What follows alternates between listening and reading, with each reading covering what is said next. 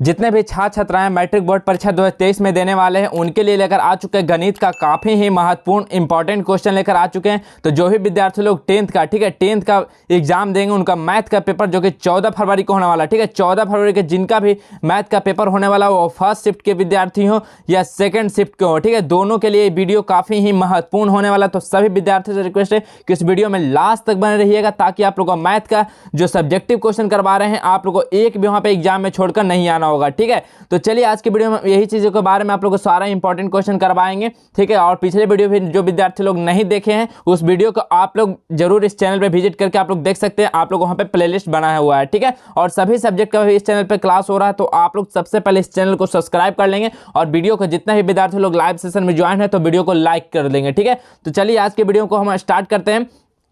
तो देखिए यहाँ पे बिहार बोर्ड परीक्षा 2023 का जो क्लास 10 का मैथ का इंपॉर्टेंट क्वेश्चन है हम लेकर आ चुके हैं इस सीरीज में। तो सभी विद्यार्थी अपने दोस्तों के पास शेयर कर दीजिए इस लाइव सेशन को। तो सभी विद्यार्थी जितने भी ज्वाइन है तो अपने दोस्तों के पास सभी शेयर कर देंगे इस वीडियो को। और हम ये भी बता देते हैं कि आप लोग जो इसका पीडीएफ आप लोग को कहाँ से डाउनलोड करना होगा, ठीक है। तो आप लोग ये सभी चाहे पीडीएफ और बहुत सारे इंपॉर्टेंट न्यूज़ आप लोग को कहाँ से डाउनलोड करना होगा, तो आप लोग सर्च करना होगा गूगल में जस्टवेल एजुकेशन, ठीक है, जस्टवेल एजुकेशन जैसे ही आप लोग सर्च कीजिएगा तो आप लोग को सेकंड में दिख जाएगा justevelucation.com का वेबसाइट। आप लोग वहां से सभी पीडीएफ को डाउनलोड कर पाएंगे, देख पाएंगे, ठीक है। तो चलिए हम क्वेश्चन की ओर चलते हैं। तो फर्स्ट क्वेश्चन देखिए आप लोगों को दिया गया है कि दो पासों को एक बार फेंका जाता है तो दोनों पासों की संख्या का योग 8 आने की प्रायिकता ज्ञात करना है, ठीक है। ये देखिए प्रोबेबिलिटी का क्वेश्चन काफी ही महत्वपूर्ण क्वेश्चन है। यदि हम लोग दो पासा को एक बार फेंकते हैं तो जब दोनों पासों की संख्या को जोड़कर 8 आएगा उसका प्रायिकता क्या होगा। तो देखिए हम दो पासों को एक साथ फेंकेंगे तो क्या क्या हम लोग को परिणाम आएगा, 1 आएगा, 1 2 आएगा, 1 3 आएगा, 1 4 आ सकता है, 1 5 आ सकता है, 1 6 आ सकता है।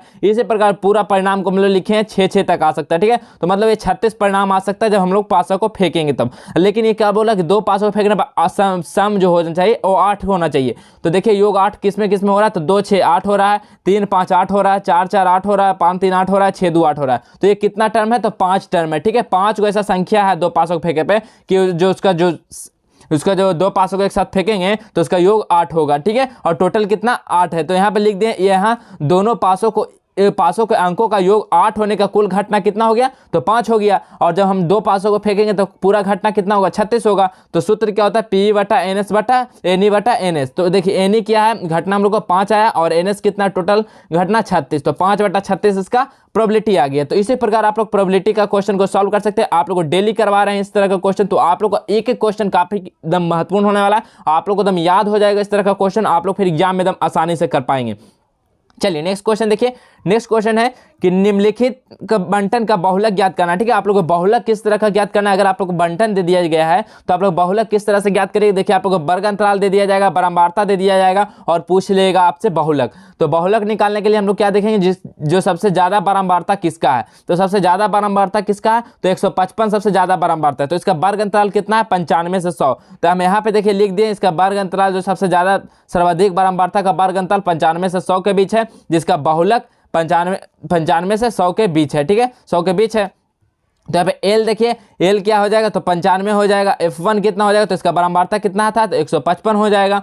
और F0 कितना हो जाएगा, तो 85 हो जाएगा। और F2 कितना हो जाएगा, तो 110 हो जाएगा, ठीक है।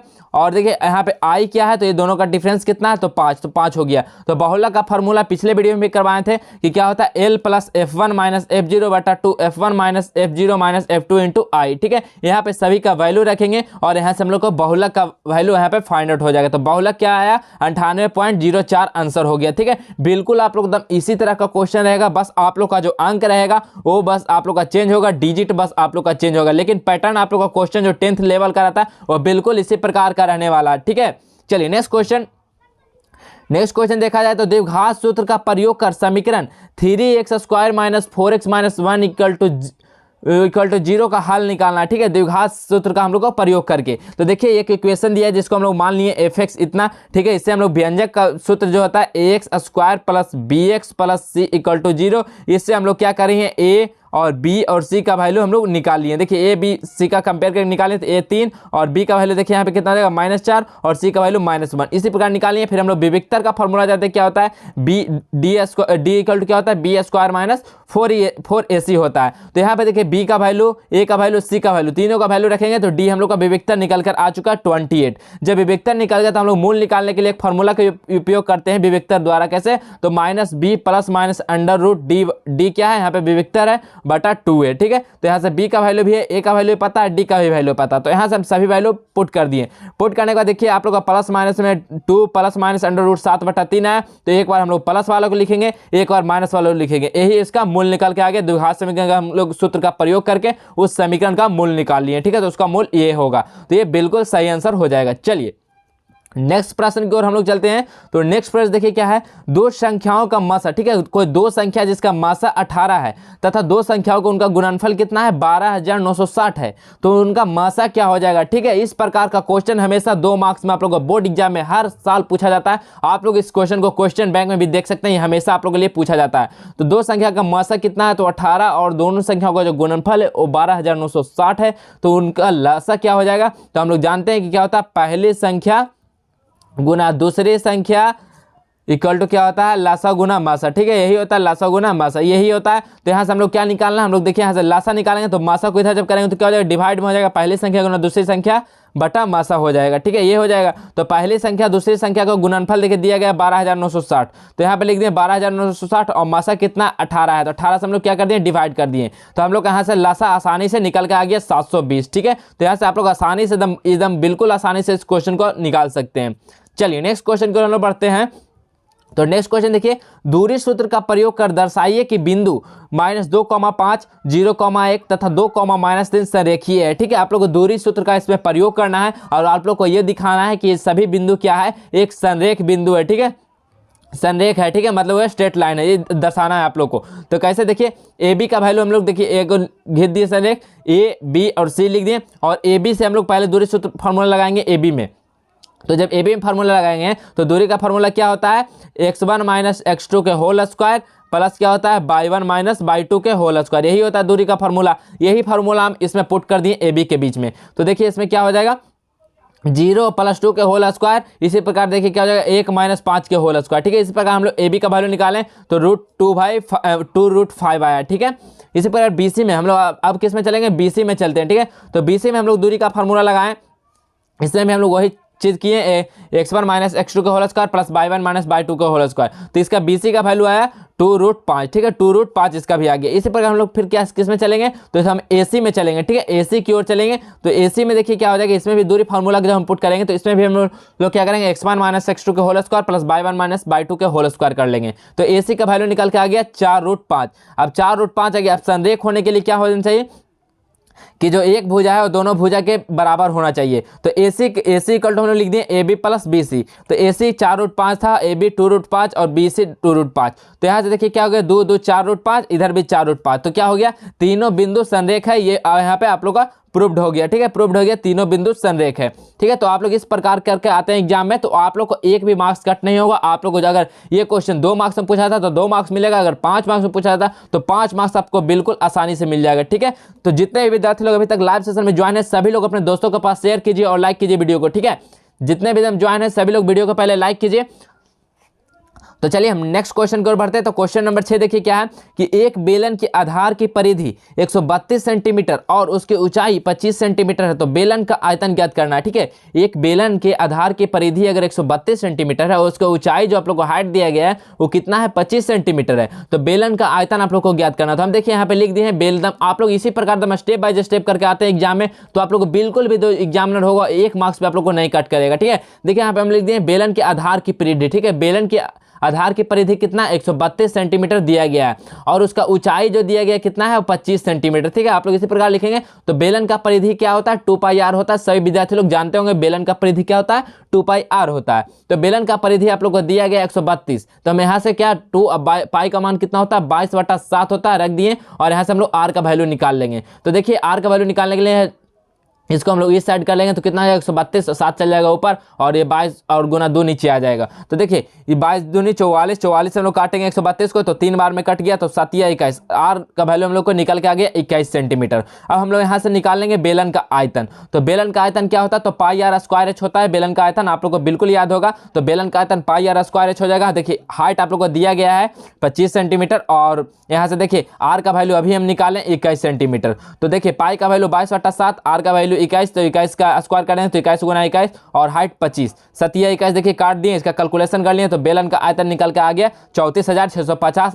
आयतन का क्या होता है, यूनिट सेंटीमीटर क्यूब होता है। तो यहाँ से बिल्कुल इसका सही आंसर हो जाएगा, बेलन का आयतन निकल कर आ चुका है। ठीक है, तो इस तरह से आप लोग को हल करना है। चलिए नेक्स्ट क्वेश्चन, क्वेश्चन नंबर 7 देखिए, यदि tan थीटा क्या है a बटा b, tan थीटा क्या होता है तो लंब बटा आधार होता है। ठीक है, तो tan theta equal to a बटा b दिया हुआ है, तो a sin theta minus b cos theta बटा a sin theta plus b cos theta का मान ज्ञात करना है आप लोग को। इस तरह का क्वेश्चन के लिए आप लोग को एक समकोण त्रिभुज बनाना है। ठीक है, समकोण त्रिभुज बनाना है और हम लोग जानते हैं कि sin थीटा क्या, तो लंब बटा आधार, तो लंब ये a b है और आधार है b c है। ठीक है, तो यहाँ पे a लिख दिए, इसका वैल्यू b लिख दिए। अब हम लोग को AC निकालना है, तो AC निकालने के लिए हम लोग पाइथागोरस प्रमेय का उपयोग करते हैं। तो AC निकालने के लिए क्या होता है, अंडर रूट AB का स्क्वायर प्लस BC का स्क्वायर। तो AB का स्क्वायर कितना है, A का स्क्वायर B का स्क्वायर। तो हम लोग को यहाँ से निकल गया AC का वैल्यू, तो AC कितना निकल गया, under root A square plus B square निकल गया। ठीक है, ये निकल गया।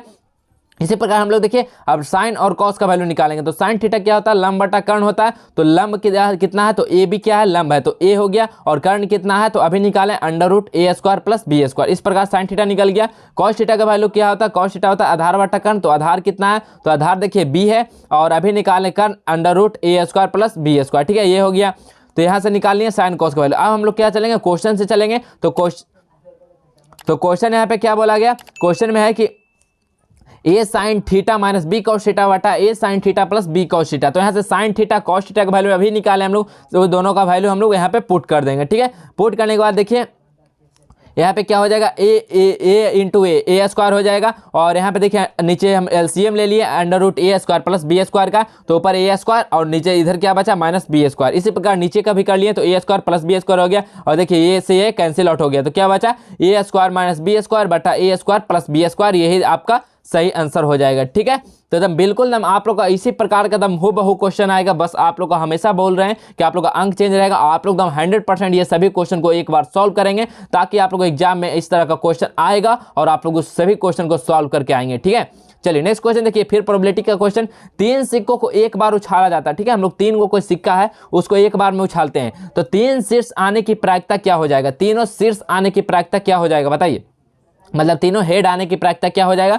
तो 3 सिक्कों को एक साथ उछालने पर क्या क्या परिणाम हो सकता है, तीनों हेड हो सकता है, या एक हेड और टेल टेल हो सकता है, या हेड हेड टेल हो सकता है, या टेल हेड टेल हो सकता है, या टेल टेल हेड भी हो सकता है, या तीनों टेल हो सकता है, या एक टेल 2 हेड हो सकता है, या एक हेड टेल हेड हो सकता है। ठीक है, इस प्रकार हो सकता है परिणाम। तो इसमें क्या बोला, तीनों शीर्ष आने की, मतलब तीनों शीर्ष मतलब तीनों हेड आने की, इसमें क्या प्रोबेबिलिटी, तीनों हेड कितना बार आएगा, तो एक ही बार आएगा। और पूरा कितना हुआ हम लोग का परिणाम, तो 8 परिणाम, तो शीर्ष आने की घटना कितना हो गया 1, तो इसका प्रोबेबिलिटी 1/8 हो जाएगा। ठीक है, तो आप लोग बिल्कुल समझ गए, 1/8 बिल्कुल इसका सही आंसर हो जाएगा। चलिए नेक्स्ट क्वेश्चन, क्वेश्चन नंबर 9 देखिए, एक शंकु के आधार की त्रिज्या 5 सेंटीमीटर तथा उसका ऊंचाई जो है वो 12 सेंटीमीटर है, तो इसका वक्रपृष्ठ का क्षेत्रफल आप लोग का क्या हो जाएगा बताइए। कोई एक शंकु का आधार आपको दिया गया, आधार की त्रिज्या r बोल दिया, रेडियस ठीक है तो 5 सेंटीमीटर हो गया, और ऊंचाई h बोल दिए 12 सेंटीमीटर हो गया। तो शंकु की तिरछी ऊंचाई हम लोग निकालेंगे, तो शंकु की तिरछी ऊंचाई के लिए क्या फॉर्मूला होता है, तो अंडर रूट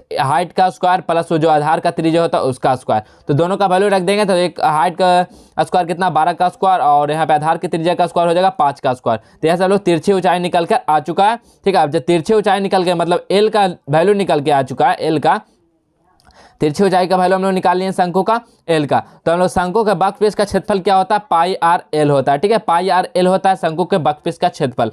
तो देखिए पाई का वैल्यू 22/7 और आर का वैल्यू हम लोग अभी निकालें। ठीक है, यही तो कितना हो गया 13, और देखिए यहाँ पे 5, आर का वैल्यू 5 है और एल का वैल्यू देखिए अभी निकाले 13, तो यहाँ पे 13 रख दिए। तो यहाँ से देखिए गुना करने के बाद आप लोग को जो भाग दीजिएगा 1470 में 7 से, तो 204.28 सेंटीमीटर स्क्वायर शंकु का वक्रपृष्ठ क्षेत्रफल निकल कर आ जाएगा। ठीक है, आप लोग को इसी प्रकार का एकदम इजी क्वेश्चन आता है, आप लोग आसानी से सॉल्व कर पाएंगे। बिल्कुल भी आप लोग को डरना नहीं, आप लोग को फर्स्ट दिन मैथ का ही एग्जाम है, तो बिल्कुल भी घबराना नहीं है। आप लोग जितना क्वेश्चन करवा रहे हैं आप लोग अगर कर लेते तो आप लोग आसानी से आप लोग मैथ में कर पाएंगे, अच्छा मार्क्स ला पाएंगे। ठीक है, चलिए नेक्स्ट क्वेश्चन देखिए। ये भी क्वेश्चन आप लोग 100% लिख लीजिए कि हमेशा एग्जाम में बार बार पूछा जाता है 2 मार्क्स में कि एल्गोरिथम यूक्लिड विभाजन एल्गोरिथम का प्रयोग करके आप लोग को मासा निकालना है। ठीक है, तो यहाँ पे देखिए जो सबसे छोटा वाला है उसको हम लोग भाज हो जाएगा वो, और जो सबसे बड़ा वाला है वो भाजक हो जाएगा। तो देखिए हम लोग भाज्य से भाजक में हम लोग डिवाइड करते जाएंगे, तो आप लोग वहाँ पे जो एल्गोरिथम से आप लोग निकाल लीजिएगा कितना आप लोग का मासा आएगा। तो देखिए यहाँ पे जब 1651 से जब 2032 में हम लोग भाग दिए तो एक बार में बचा 381,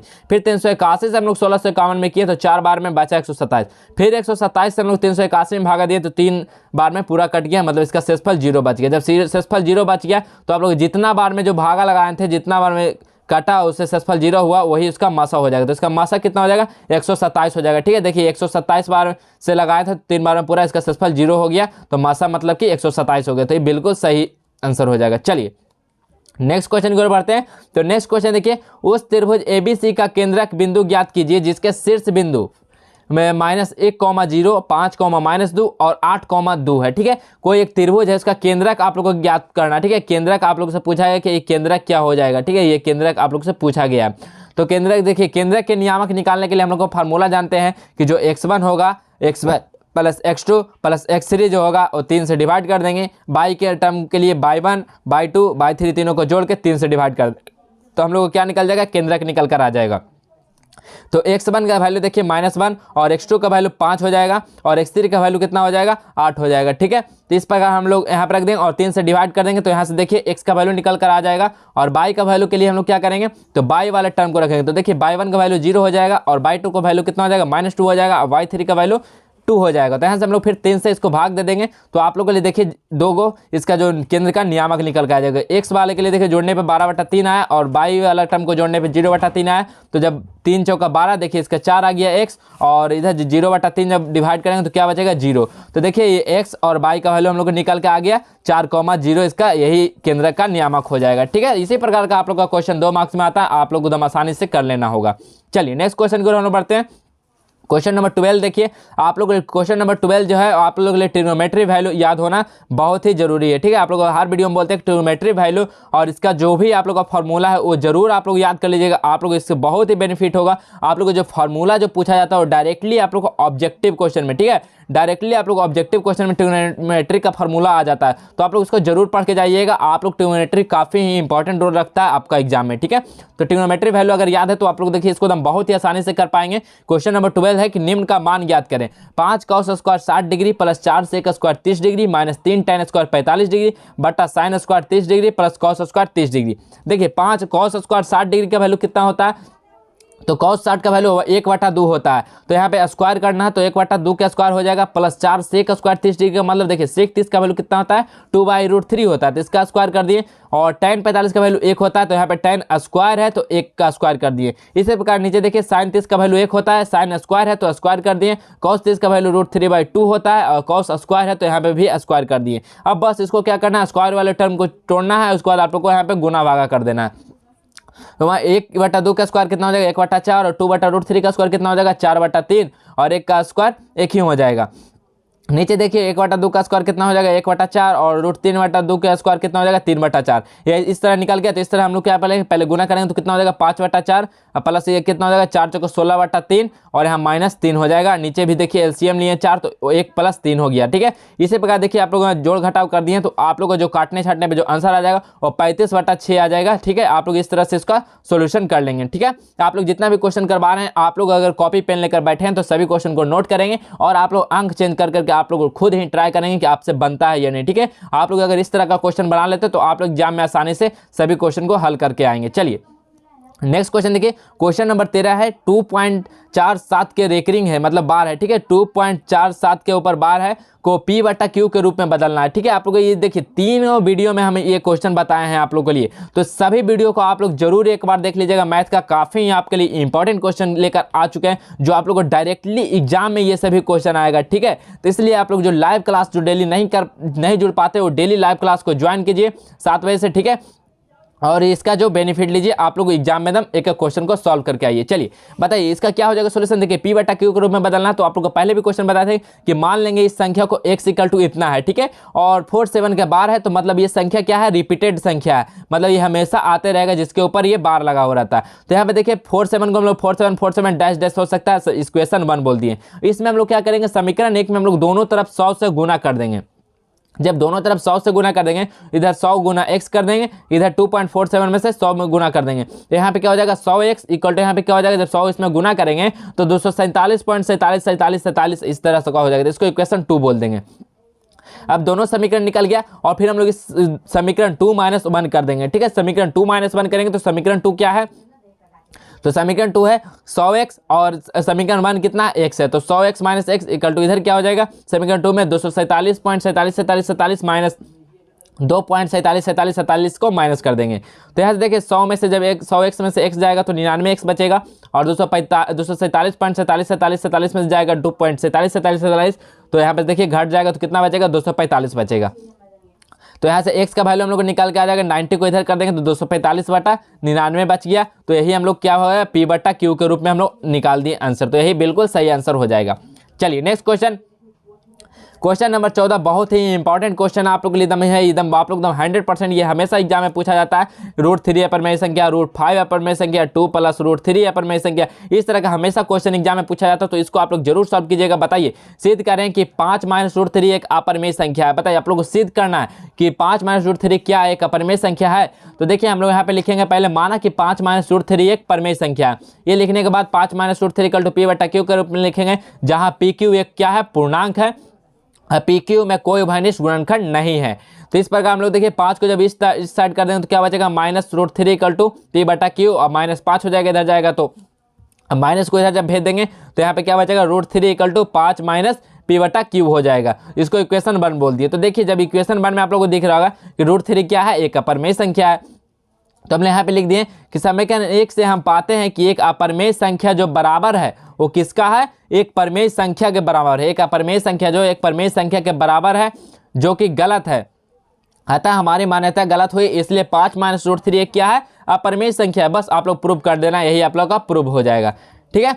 चलिए नेक्स्ट क्वेश्चन, जो कि आज का आखिरी क्वेश्चन आप लोग के लिए बताने वाले हैं। चलिए इस क्वेश्चन को आप लोग एकदम जरूर सॉल्व कीजिएगा। बताइए उस गोले का वक्रपृष्ठ निकाले जिसका व्यास 14 सेंटीमीटर। बहुत इजी क्वेश्चन, आप लोग का गोला का वक्रपृष्ठ निकालना है, आप लोग का व्यास 14 सेंटीमीटर दिया गया है। तो इसका सॉल्यूशन इसी प्रकार एकदम करना है। गोला का व्यास आप लोग के लिए दिया गया है, देखिए 14 सेंटीमीटर, मतलब डी दिया गया है 14 सेंटीमीटर, और यहाँ से r आप लोग यहाँ निकाल लेंगे तो r क्या होता है, d/2 होता है, तो यहाँ से 14/2 कितना हो जाएगा, 7 निकल कर आ जाएगा, ठीक है। यहाँ से 7 निकल गया रेडियस। हम लोग गोला का वक्रपृष्ठ क्या जानते हैं, तो गोला का वक्रपृष्ठ क्षेत्रफल क्या होता है, 4πr² होता है, ठीक है। 4πr² होता है, यही होता है विद्यार्थी लोग। तो 4πr², 4π का वैल्यू कितना होता है, 22/7, r का वैल्यू अभी निकालें 7 × 7, ठीक है। 7 से 7 कैंसिल आउट, यहाँ पे देखिए क्या हो जाएगा, 7 × 28 × 22, तो 28 × 22 करेंगे तो हम लोग को जो आंसर आ जाएगा वो 616 सेंटीमीटर स्क्वायर हो जाएगा, ठीक है। 616 सेंटीमीटर स्क्वायर ये गोला का वक्रपृष्ठ निकल गया, तो यही बिल्कुल आपका सही आंसर हो जाएगा। तो देखिए आप लोग का डेली जो आप लोग का डेली क्लास में आप लोगों के लिए 15 क्वेश्चन को हम लेकर